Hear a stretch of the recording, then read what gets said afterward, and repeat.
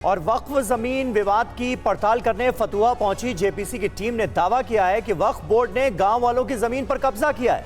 Team के सदस्य संजय जायसवाल ने आरोप लगाया है कि इस मामले में बिहार राज्य सुन्नी वक्फ बोर्ड ने लापरवाही बरती। पटना के फतुहा में वक्फ विवाद की पड़ताल करने गए जेपीसी के सदस्य और बीजेपी सांसद संजय जायसवाल ने दावा किया है कि वक्फ ने स्थानीय लोगों की जमीन पर कब्जा कर लिया है। कानून का दुरुपयोग हो सकता है, उसका सबसे बड़ा नमूना यह गोविंदपुर का यह इलाका है। मैं खुद देख रहा हूं कि ये पूरी जमीन, ये सड़क जो देख रहे हैं, दोनों तरफ मकान बनी हुई है।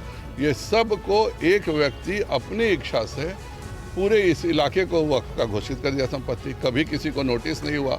फतुहा में 4 जुलाई को वक्फ बोर्ड ने इसी जमीन पर अपना बोर्ड लगाते हुए दावा किया था कि गांव वालों ने जमीन पर कब्जा कर लिया है। गोविंदपुर के रहने वाले 7 लोगों ने इसके जवाब में 1910 के कागजात का हवाला देते हुए दावा किया है कि जमीन उनकी है। इस विवाद के बीच बिहार AIMIM ने वक्फ संशोधन बिल को लेकर ऐलान किया है कि अगर इसे कानूनी रूप दिया गया तो देश का मुसलमान खामोश नहीं बैठेगा। ये खुदा की अमानत है और इस अमानत के तहफ्फुज़ में एक एक मुसलमान अपने सर धर की बाजी लगा देगा। इसलिए ये बिल इतनी आसानी से हम कबूल कर लेंगे, ऐसा मुमकिन नहीं है। 2025 विधानसभा चुनाव होने में अभी 1 साल का अधिक समय बाकी है, लेकिन 2025 में बिहार का नेतृत्व कौन करेगा, उसको लेकर अभी से पोस्टर्स लगने शुरू हो गए हैं। रिपोर्ट दिखाते हैं आपको।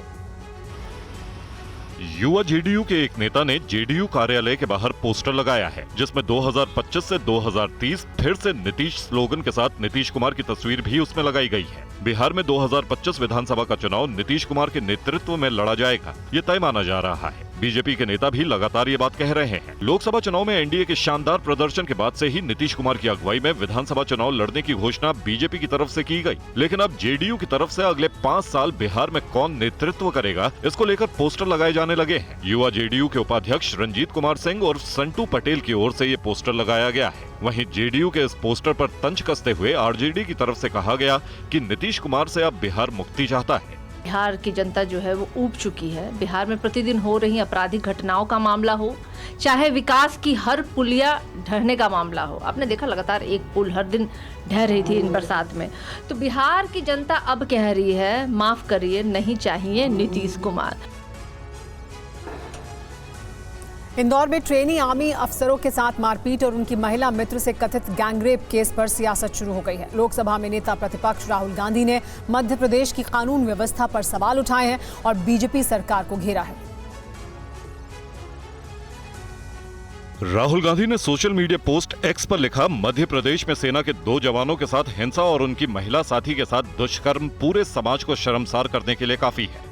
भाजपा शासित राज्यों की कानून व्यवस्था लगभग अस्तित्वहीन है और महिलाओं के खिलाफ दिन प्रतिदिन बढ़ते अपराधों पर भाजपा सरकार का नकारात्मक रवैया अत्यंत चिंताजनक है। दरअसल आर्मी के 2 ट्रेनी अफसर अपनी महिला मित्र के साथ घूमने गए थे, तभी 8 से 10 बदमाशों ने उनके साथ मारपीट की और बंधक बना लिया।